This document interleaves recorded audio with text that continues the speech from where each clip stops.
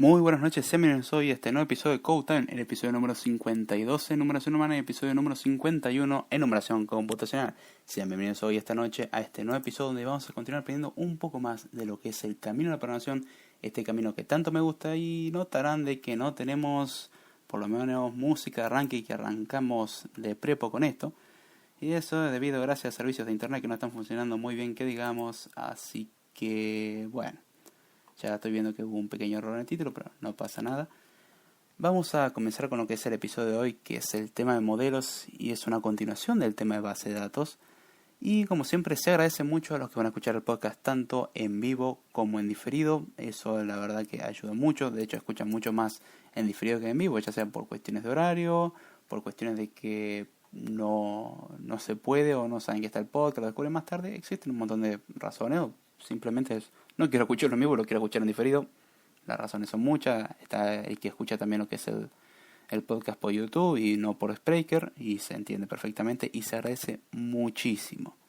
La idea del podcast es compartir y esparcir un poco el conocimiento, o lo poco que sé de lo que es el camino de la programación, y hacerlo por lo menos accesible para el que le interese. Así que acá saludamos a la primera persona que estoy viendo que entró acá al chat, que es Conan Doyle, que dice buenas. Hola Conan, ¿cómo estás? Espero que estés muy bien y como siempre digo, a sentarse, ponerse cómodo o pararse como uno quiera y disfrutar de lo que es el podcast, porque para eso estamos. Así que ya terminando un poco con lo que es esta introducción y tratando de arrancar lo más rápido posible a lo que es el tema. El tema es un poco largo y la idea es abarcarlo de la mejor manera. Tratar de hacerlo a menos, porque hablar de modelos por ahí no es el tema más hermoso del que uno va a hablar y parece ser inútil, incluso en muchos casos parecen ser garabatos, parecen ser dibujos, porque su representación básica es dibujo. Acá dice sentado con el Jenny abierto. Bien, está bien. Me gusta esa actitud, hasta con el editor y todo. Esa es la actitud, así me gusta. Así que bien, ¿de qué lo que queríamos hablar hoy? Anteriormente vimos lo que era una base de datos en sí.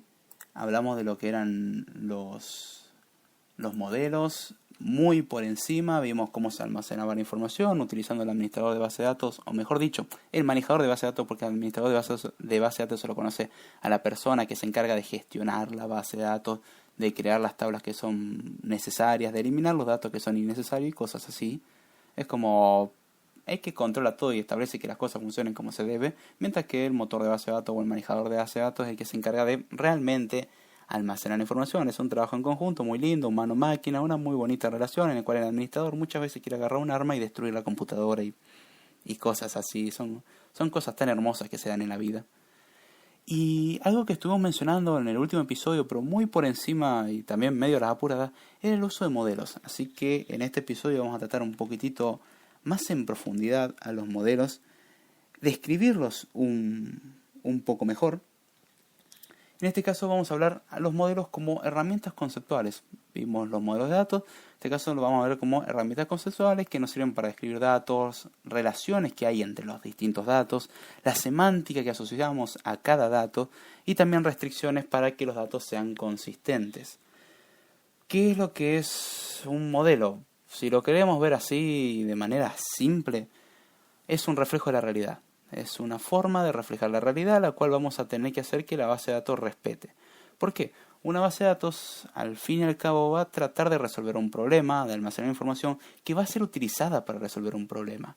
Entonces, hay que almacenar cierta información, pero hay que ser selectivo en qué información vamos a almacenar. Voy a hacer una pequeña interrupción para avisar. Esto se está transmitiendo con datos, así que si se corta, avisan. Así ya para lo que es mañana está subido el episodio nuevamente con el audio sin interrupciones. Pero continuando ya con lo que es el tema, los modelos son una forma de reflejar la realidad. ¿Y por qué digo una y no la única? Porque no existe una única forma. Si por ejemplo nosotros lo único que necesitamos es saber los nombres de los clientes de un banco y los números de cuenta a los cuales se asocia cada cliente y cuánto dinero hay en cada cuenta, ya nos es suficiente con almacenar esos 3 datos. Es decir, tenemos que tener una lista de clientes y después una lista de cuentas bancarias y una relación entre ellos que sería la relación entre cuenta y cliente, o podemos incluso, depende de cómo lo querramos diseñar, poner todo en una sola tabla y que quede el cliente junto con la cuenta y listo, ya se asoció así. Suponemos de que un cliente solamente puede tener una cuenta y una cuenta solamente puede pertenecer a un cliente y cosas así. Son distintas limitaciones, son distintas formas de representarlo, pero ya vemos que no existe una forma de representar esa cosa tan simple. Ahora bien, el error que se comete muchas veces es querer ser demasiado estricto con la realidad, es decir, vamos a respetar la realidad a rajatablas. Vamos a poner información innecesaria. Y cuanta más información ponemos, más probabilidades de errores tenemos, más probabilidades de fallos existen. Son errores que no hay que cometer. Son errores que suelen traer problemas bastante graves, y un error de inconsistencia en una base de datos es un dolor de cabeza arreglarlo. Ya vemos errores que se podían generar por redundancia de datos. Por tener datos repetidos se puede producir el típico error, que actualizamos un dato pero no actualizamos el resto de datos que tendrían que ser iguales. Es una redundancia que en principio no tendría que suceder, pero como en este caso está sucediendo, estamos almacenando información extra, vamos a tener ese típico error de que la actualización actualiza la información de un cliente, pero justo modificamos una cuenta y no modificamos, por ejemplo, vamos a suponer que podemos cambiar el número asociado a una cuenta. Entonces, si actualizamos el número asociado a una cuenta, tendríamos que actualizar a todas las ocurrencias de ese número en la tabla o en las tablas que existan. Y el típico error es que solamente lo actualizamos en una, ignoramos el resto, y eso se soluciona muchas veces con un mejor diseño. Entonces hay que saber qué datos elegir.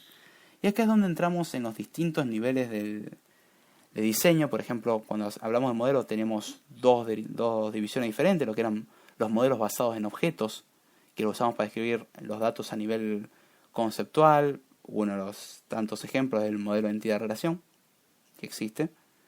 Y después tenemos lo que eran modelos basados en registro, que son modelos menos abstractos, son más enfocados a una solución en particular y se utilizan para describir lo que son los datos a nivel físico. Esto se va a encargar obviamente el administrador de base de datos, es el que se tiene que encargar de diseñar la base de datos y emplear los distintos modelos.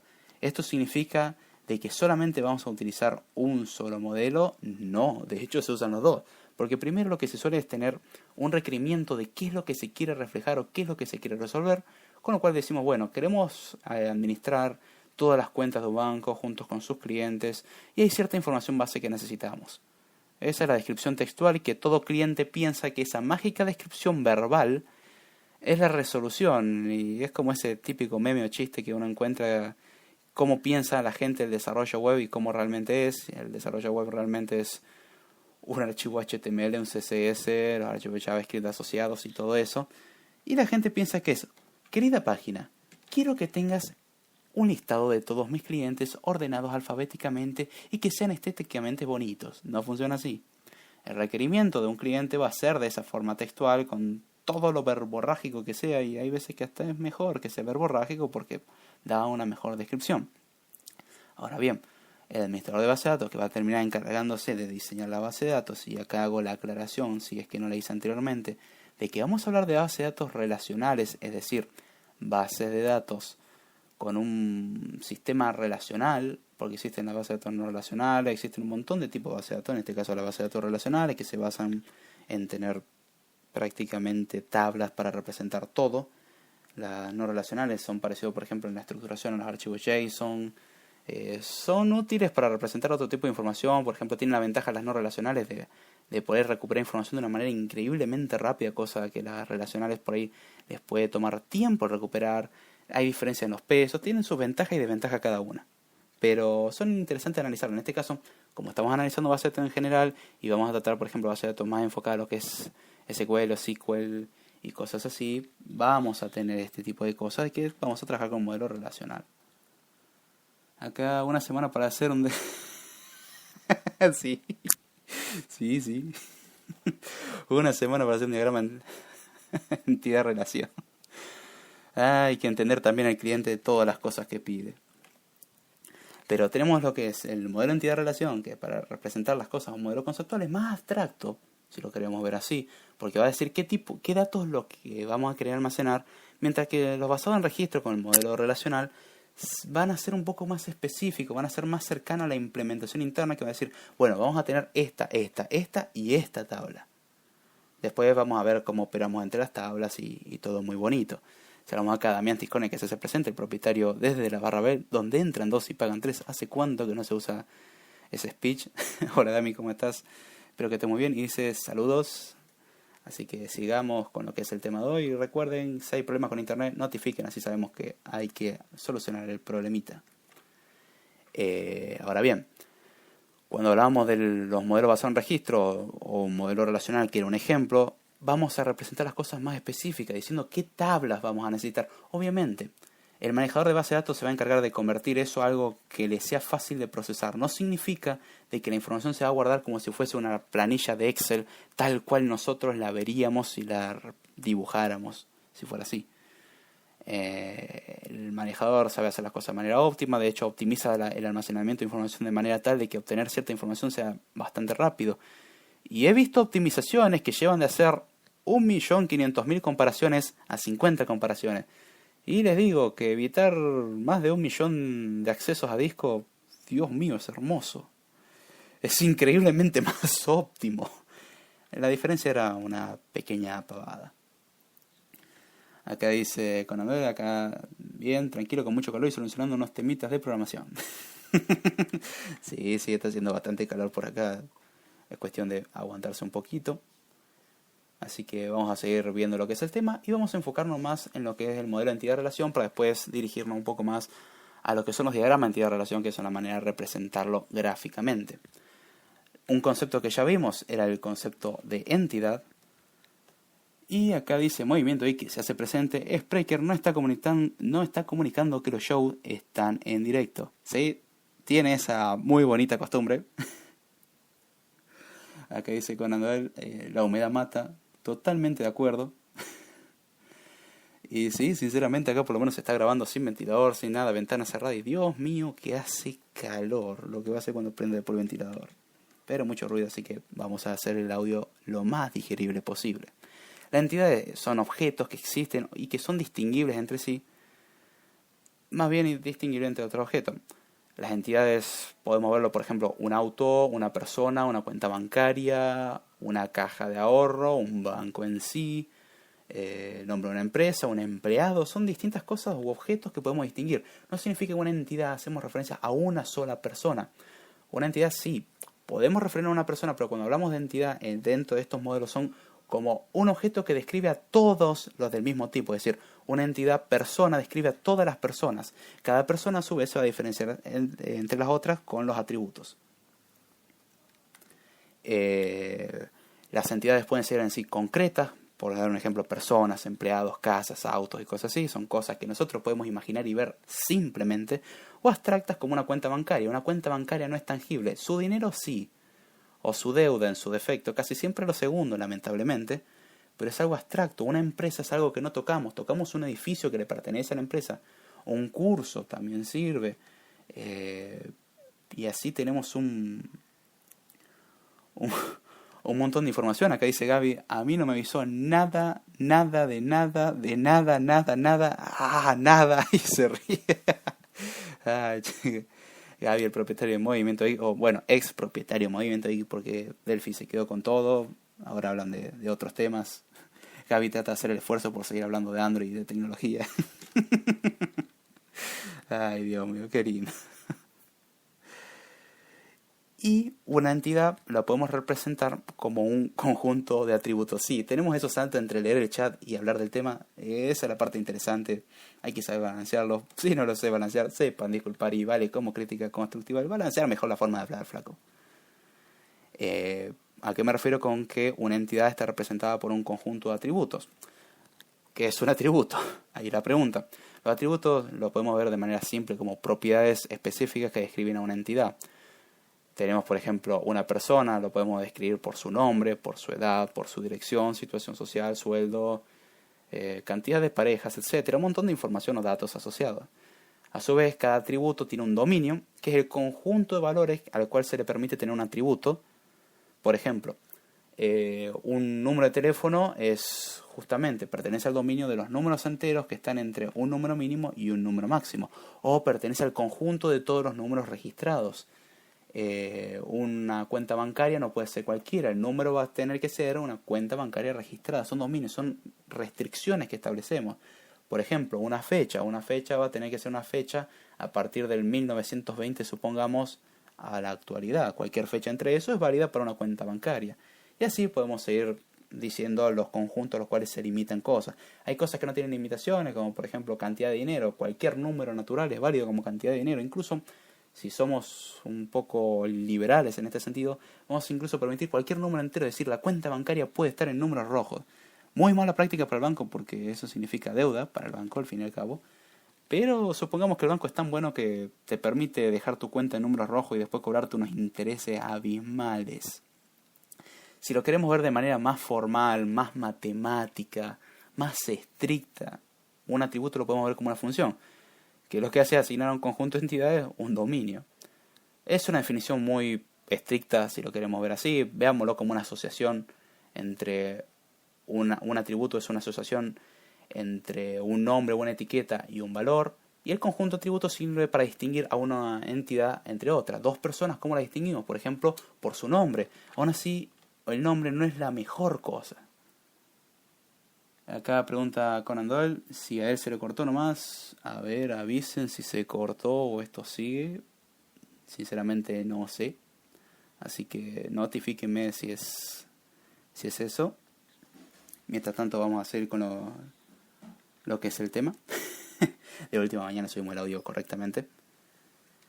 Por ejemplo, una persona, podemos pensar que tiene un DNI, un número nacional de identidad, con su respectivo número, nombre, por ejemplo, López, la calle, le damos un nombre, una ciudad, vamos a suponer Rosario, ya que estamos en Rosario, vamos a suponer ese caso, y donde vamos a tener lo que son distintos tipos de entidades. Por ejemplo, tenemos las entidades simples, que no se dividen en sus partes, es decir, un nombre, un apellido, cosa simple, o compuestos, por ejemplo, nombre y apellido.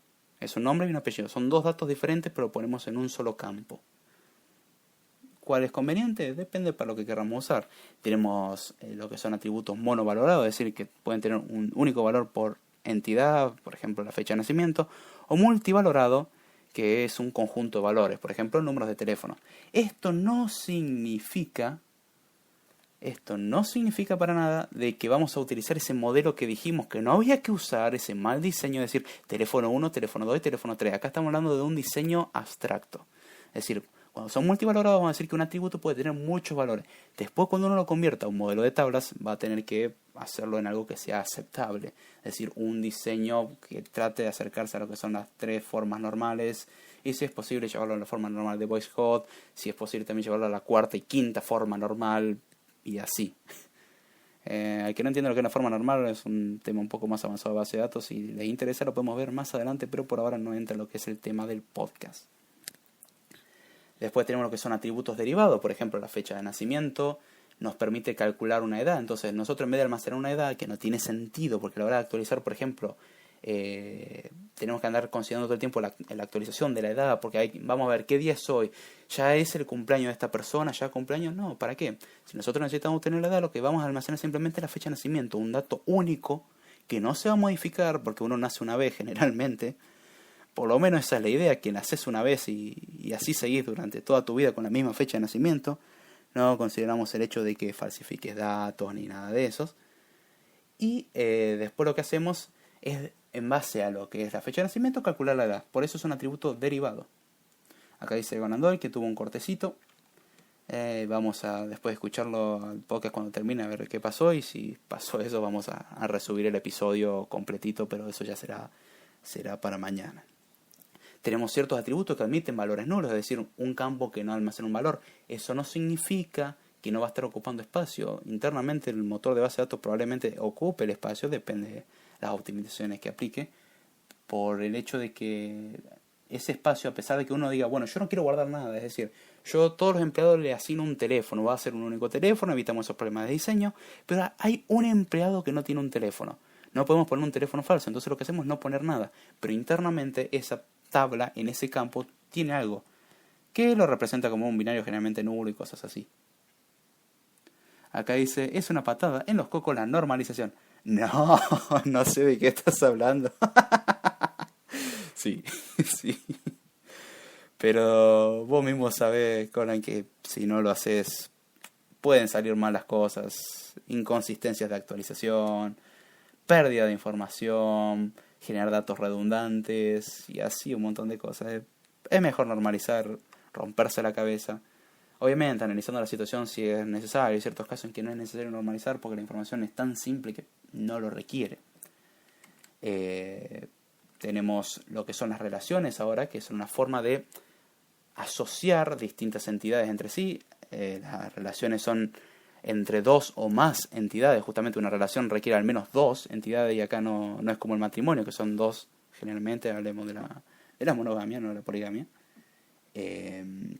Y que, por ejemplo, una persona puede estar asociado a una cuenta bancaria, es decir, la cuenta bancaria pertenece a la persona. Dice acá, muy mal pueden salir. Exacto. Bien, eso es lo que me gusta. El público participando y veo que tuvieron también problemas similares. Normalización, algo tan horrible pero útil a la vez. Tenemos relaciones que hacen una asociación entre múltiples elementos, es decir, más de dos relaciones. Una cuenta y un cliente, por ejemplo, una relación típica cuando representamos en un banco. Cada cuenta, por ejemplo, puede tener un número, que es el número de cuenta, y el saldo en su interior. Y a su vez un cliente va a tener un nombre, un número de... ¿cómo se llama? Un número de identificación única, es decir, su documento. Por ejemplo, una ciudad en donde está, puede tener algún dato más y la cuenta a la cual se asocia. O mejor dicho, no tiene la cuenta a la cual se asocia y después nosotros establecemos una relación entre esas dos cosas. Acá dice Conan Doyle, y yo que tengo ganas de aprender base de datos no SQL o no SQL. Le estuve dando una ojeada y es interesante. Por lo menos tenés varias herramientas. De hecho, lo que es CloudKit y Core Data, que es la forma de almacenar información en forma de base de datos dentro de lo que es iOS, se maneja bajo un poco ese concepto. Firebase, la estructura de desarrollo de Google para multiplataforma que nos permite crear bases de datos, enviar mensajes, notificaciones. Ese servicio hermoso que largó el año pasado y que es de mucha utilidad, también emplea ese paradigma no relacional o no SQL en este caso. La forma correcta en realidad sería no SQL. Es interesante, por lo menos se maneja así, no se maneja con todo este tema de normalización, que creo que hasta cierto punto lo vas a agradecer. Existe esa normalización, pero es distinta. Y volviendo al tema, dijimos que teníamos las cuentas y los clientes, y lo que nosotros establecimos era una relación entre cuenta y cliente, diciendo, por ejemplo, esta cuenta pertenece a tal cliente o este cliente es dueño de tal cuenta. Entonces es una relación. Internamente, ¿cómo vamos a representar esto? ¿Con una sola tabla? No. ¿Con dos tablas? No. De hecho, generalmente lo representamos con 3 tablas. Una para cada cosa y al final una para la relación. Acá dice, me gustó Cassandra. Son distintos modelos. La verdad no lo probé, pero yo también ando queriendo meterme en algo no relacional, más enfocado a otras cosas. Por lo menos últimamente lo estuve viendo más con Swift o con Firebase por querer hacer algunos desarrollos. Pero sí existen un montón de cosas. También existe, por ejemplo, MongoDB y un montón de herramientas para desarrollar en base de datos no relacionales. Después de las relaciones tenemos relaciones normales entre dos entidades que se lo conoce como relaciones de grado 2 o binarias porque tienen dos elementos. Y las entidades que se relacionan no necesariamente tienen que ser distintas. ¿Por qué digo esto? Nosotros podemos pensar empleados de una empresa. Y uno diría, bueno, un empleado se relaciona con, por ejemplo, un auto, con una cuenta bancaria, con lo que sea. Pero un empleado no se tiene que relacionar con otro empleado. No, puede relacionarse. Por ejemplo, un gerente va a tener una relación con otro empleado que es ser gerente de. Entonces tenemos un empleado que es el gerente y el resto de empleados que son los subordinados, en los cuales básicamente la relación entre ese empleado y el resto de empleados va a ser gerente de. Entonces, empleado número 53 es gerente de el empleado 1, 2, 5 y 54. Números totalmente aleatorios o algo así. Entonces tenemos ese tipo de relaciones. Las relaciones a su vez también pueden tener atributos, porque dijimos que las entidades tenían atributos que lo que nos permite diferenciarla entre ellas y que le da características. Ahora bien, una relación también puede tener atributos. Por ejemplo, cuando hacemos un préstamo o una relación que representa un préstamo, podemos tener la fecha del préstamo en la misma relación. una fecha en una relación entre una cuenta y un cliente, es decir, por ejemplo, la fecha de creación o la fecha en que se hace cierta operación y cosas así. Acá dice, muy bien, yo escucho mientras preparo el podcast, una genial compañía con un sentido muy loco. Estoy escuchando un podcast que me gusta mucho y aparte lo hace un amigo que estimo mucho. Es muy loco esto. Sí, es muy loco. Gracias ahí por las palabras. Se aprecia mucho y sí, un amigazo, nos conocemos personalmente, como él siempre dice, nos conocemos personalmente, nos reímos, tratamos de hacer de que esto sea menos, porque le digo que en serio hablar de base de datos puede ser aburrido, así que tratamos de explicarlo así, meter broma de por medio y espero que guste. Y acá dice Damián Tiscornia, yo no me relaciono con humanos, solo con dioses como yo. No pienso hacer comentario al respecto. No voy a comentar nada al respecto de eso, dejaré que el chat se encargue. Ahora bien, muchas veces puede surgir la duda entre qué utilizar, un atributo o una entidad. Se pueden definir lo que son entidades y sus relaciones de distintas maneras. Se pueden definir atributos simplemente para representar cierta información. Por ejemplo, un empleado puede tener el nombre de empleado, un número de teléfono. O por ejemplo, podemos decir que el empleado vamos a representarlo como un número de identificación en una persona. Es decir, una persona tiene un campo que sea empleado y va a ser o número de empleado y ya está. Entonces la persona en vez de tener empleado tiene personas que tienen un número de empleado y es simplemente una identificación por número de empleado y no es un empleado en sí. Dije la palabra empleado muchas veces, pero creo que se entendió. Es decir, en un caso lo elegimos como una entidad, como algo distinguible.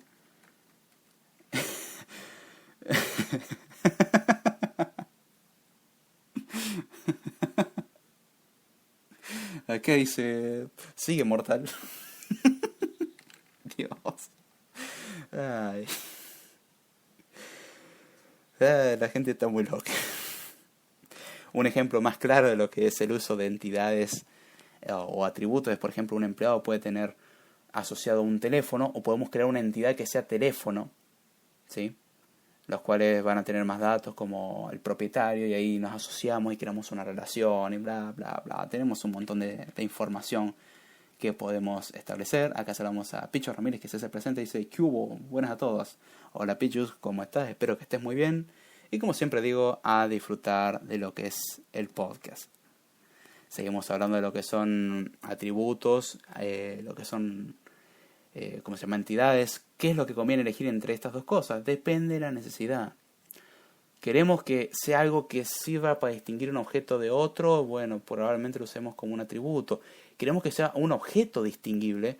Vamos a preferir que sea una entidad. Sí, me confundí un poco en la parte anterior. Si queremos que sea una característica de un atributo, si queremos que sea algo distinguible de otra cosa, por ejemplo, un diseño podría decir de que los teléfonos son una entidad y otro diseño podría decir que no, el teléfono es un atributo, porque vamos a suponer que todo empleado puede tener un solo teléfono. En cambio, si queremos tener muchos teléfonos, generalmente vamos a tener una lista de teléfonos que va a ser una entidad, que vamos a tener más datos asociados a eso y después vamos a hacer una relación entre una persona y el teléfono. Y depende para lo que uno quiera modelar. Y ahí es donde entra la parte interesante. Acá veo que se están saludando. Acá dice Conan que trabajando, tratando de que la familia se duerma. No sé si buena onda o mala onda ese comentario, pero bueno. Muchas veces justamente el modelo depende de lo que uno quiera hacer. Por ejemplo, un modelo podría ser de que tengamos un único teléfono, otro modelo podría ser de que tengamos muchos teléfonos. Depende de la realidad que queramos representar, es lo que vamos a elegir. Y sepan disculpar el perrito que está ladrando. Otra de las cosas, vamos a tener lo que son restricciones de asignación, que es conocido como mapping en inglés.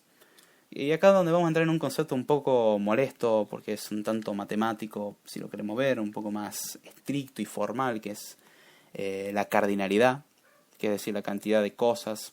La cardinalidad es una cantidad, justamente de ahí viene cardinal, cantidad.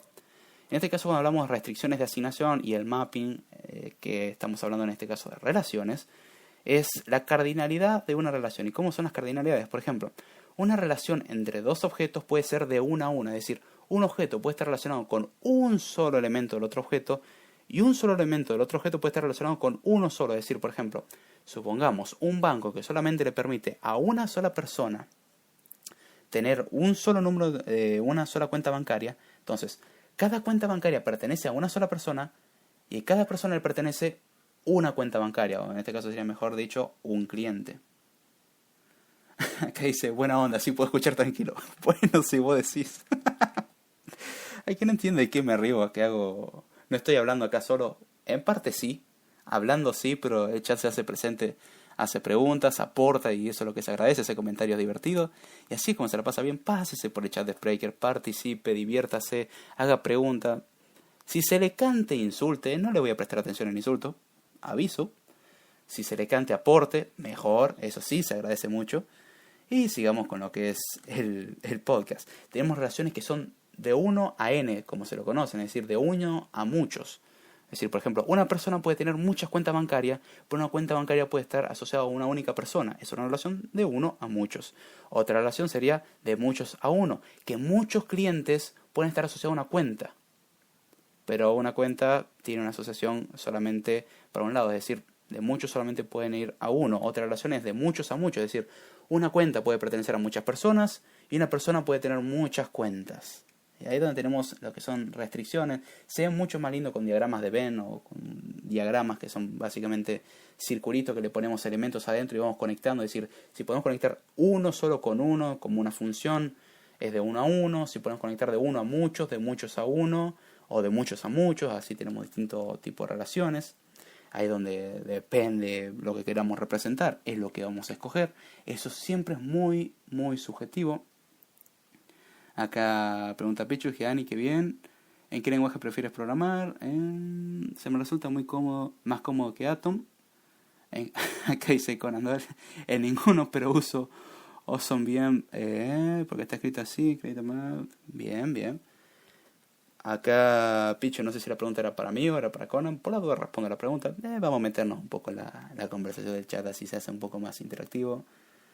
¿Qué lenguaje prefiero programar? A ver, Java, Swift, un poco de Python. Haskell es interesante por todo lo que ofrece. Erlang, a pesar de su horrenda sintaxis, es lindo.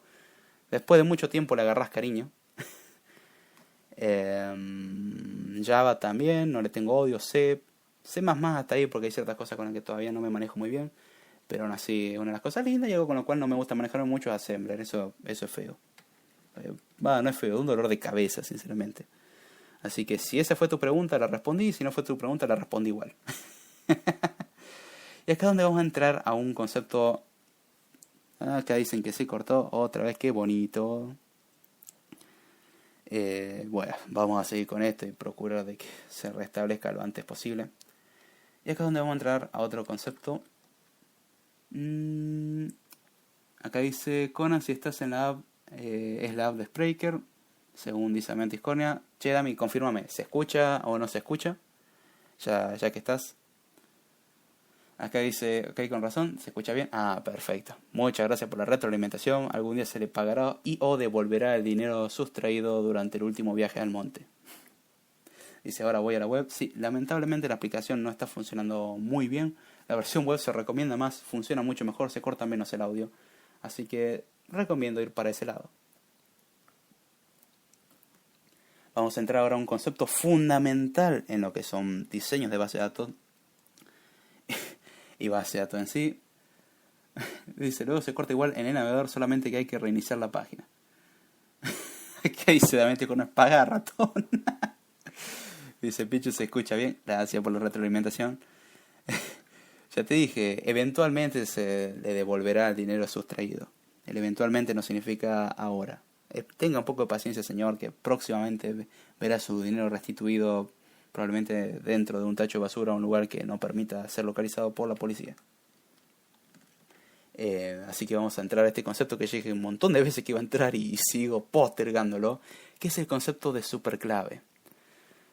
Y acá suena como algo de superhéroe, como que estoy inventándome algo. No lo estoy haciendo, se le llama así, superclave. Acá dice Conan Doyle, ya se durmieron todos aquí, así que acá me quedo hasta después de movimiento. Esa es la actitud, acá vamos para movimiento ahí. Y acá dice Mantis Cornea, super ratón. No, súper clave. La devolución de dinero dije que va a ser eventualmente. Usted sigue esperando con mucha paciencia que cuando Arnet se dignen a arreglarme el servicio, yo devuelvo el dinero. O sea, al que sepa lo que es Arnet sabe cuánto va a tener que esperar Damián para ver su dinero de vuelta. Volviendo al concepto de superclave, es el conjunto de uno o más atributos que permiten identificar de manera única a una entidad. Nosotros dijimos que las entidades tienen los atributos para distinguirse, pero por ejemplo podemos tener personas cuyo atributo por ejemplo va a ser nombre o apellido, y podemos tener dos personas con el mismo nombre y con el mismo apellido. ¿Qué pasa con eso? ¿Cómo identificamos, cómo lo diferenciamos? Siempre tiene que haber dentro de una entidad uno o más atributos que permitan distinguir uno de los demás. A esto se lo conoce como superclave. Es un conjunto de uno más. En realidad es un conjunto de conjuntos. Cada uno es una superclave. ¿Sí? Un ejemplo de una superclave de una entidad, por ejemplo, un cliente que tenga nombre cliente, seguridad social, calle y ciudad.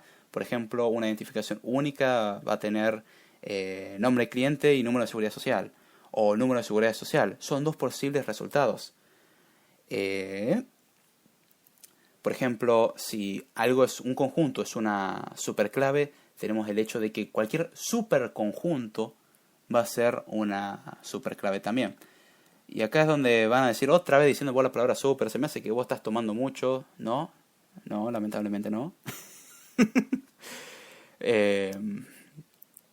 ¿A qué me refiero con superconjuntos? Nosotros cuando hablamos en teoría de conjunto, al que sabe teoría de conjunto te lo tiene muy claro, pero lo voy a aclarar para el que no lo sepa. Cuando tenemos un conjunto, los conjuntos tienen elementos que no se pueden repetir, bien. Un subconjunto es una parte, una porción del conjunto. Un subconjunto puede ser el mismo conjunto, es decir, si tengo un conjunto con 3 elementos, ese mismo conjunto es un conjunto de sí mismo. ¿Por qué? Porque tiene al menos, a lo sumo, la misma cantidad de elementos. Al sumo, los mismos elementos. Un subconjunto sería el primer elemento, por ejemplo. Otro subconjunto, el primer y el segundo elemento. El primer y el tercer elemento. Los 3 elementos son un subconjunto. Acá dice Conan Doyle, el número de documentos es más fácil. Supongamos que la cosa es internacional y tenés el número de documentos repetidos en distintos países. Ahí estás en un problema, Conan, que ya vuelve a ser el tema de lo no necesariamente único. En ese caso sí, para una persona es complicado. De última, son 2 datos y con eso te aseguras de que sea una superclave válida. Acá dice Picho Ramírez, conjunto, colección de objetos bien definidos. Bien, esa es la definición formal, abstracta, que a priori al que escucha eso dice, muy bien, muy bonita tu definición, muy linda tu formalidad, muy linda. Hay veces que te van a decir, muy linda tu Wikipedia. Que no lo considero como insulto, al contrario, como, bien, significa que la Wikipedia tiene buena información. Disculpen voy a tomar un poquito de agua. Ahí está. Pero sí, para que se entienda, tenemos un conjunto, el subconjunto que son una parte o a lo sumo lo mismo, y un superconjunto justamente, el conjunto más algún elemento. Es decir, si tenemos un conjunto de 3 elementos y le agregamos uno, es un superconjunto el conjunto de 3 elementos. Acá dice Picho Ramírez, conjunto universo, conjunto de subconjunto del mismo conjunto. Exacto. Esa es la definición de conjunto universal. Hasta parece trabalengua. Es trabalengua y dolor de cabeza. Eso se me quedó grabado en mis clases de matemáticas. Es muy lindo el concepto, pibe. En tono malévolo. Ay, Dios, el chat anda como loco. Eso está buenísimo. Volviendo y saliendo un poco el trabalengua, que sí son trabalengua el tema de conjunto. El que sabe teoría de conjunto me va a entender lo que estoy hablando. Pero cuando tenemos lo que es una superclave, vamos a tener lo que son un subconjunto de la superclave, y el superconjunto de una superclave siempre va a ser una superclave, porque si 3 elementos me bastan para decir que algo es diferente a otra cosa, 4 elementos que van a incluir entre eso a los 3 elementos de los que habíamos hablado anteriormente también van a servir. Van a tener un elemento extra. Inútil puede ser, pero vale también. Después entramos a lo que es el concepto de clave candidata, que es de las superclaves, el conjunto de todas las superclaves, básicamente, y con la peculiaridad de las cuales ningún subconjunto propio es superclave. Es decir, el conjunto de todas las superclaves, que ningún subconjunto es superclave. Es decir, si nosotros para distinguir a una persona de otra utilizamos el número de documento y número, y suponemos de que el número de documento es único, número de documento y nombre, me confundí ahí, número de documento y nombre. Y suponemos que el número de documento es algo único que no se va a repetir en ningún país del mundo inclusive. El quitar, por ejemplo, el atributo que sea nombre, también va a servir para identificarlo como una superclave. Entonces, el conjunto que tiene a la superclave que tiene a lo que es el nombre y el número de documento no es una clave candidata, porque un subconjunto es una clave. ¿Qué hace ríen porque dicen, pibe? Sos todo super la Liga de la Justicia. ¿Qué digo la superclave? Dios mío. Y después tenemos el concepto de clave primaria, que es aquella clave candidata que elige el administrador de base de datos. Es decir, de todas las claves candidatas, si es que existe más de una, el administrador va a ser el que tenga que elegir cuál va a utilizar. Ya con esto vamos cerrando porque el tiempo es tirano y nos está corriendo. La superclave es Superman, pregunta Movimiento I. Puede ser, pero si quieres saberlo, venga en el próximo episodio de Code Time y descúbrelo dentro de una semana. Sí, así es. Así que espero que les haya gustado el episodio de hoy. Si me quieren seguir pueden hacerlo vía Twitter, en @dijordana, vía correo electrónico a dijordana0@gmail.com. Todos los lunes a las 11 de la noche hora argentina hacemos el podcast de Code Time, donde tratamos de explicar la pronunciación vista a un punto de vista un poco más humano. Estamos en un montón de plataformas, no las voy a nombrar todas, son un montón, para reproducción de podcast. Incluso estamos en YouTube, contamos con un canal de YouTube que es David Jordan, donde hay un curso de pronunciación Swift desde cero, totalmente gratis en español. Venga, aproveche, disfrute, vara. Aprovechelo, veo que hay interacción, la gente comenta, al igual que lo hace en el podcast. De hecho, hoy me llegó un correo haciendo una pregunta sobre una cuestión laboral y cosas referidas al desarrollo, y que de hecho me dio tema para 1 o 2 episodios de Script Time. Así que con el permiso de esa persona, que ahora no la voy a nombrar, pero la voy a nombrar en el respectivo episodio de Script Time, ahí vamos a hablar de ese tema que es bastante interesante. Tiene que ver con lo que pasa después del estudio, así que vamos a hablar de eso. Muchas gracias a los que pasaron en vivo y en diferido. Gracias a Dementis Cornea, a Picho Ramírez, a Conan Doyle, a Movimiento Geek.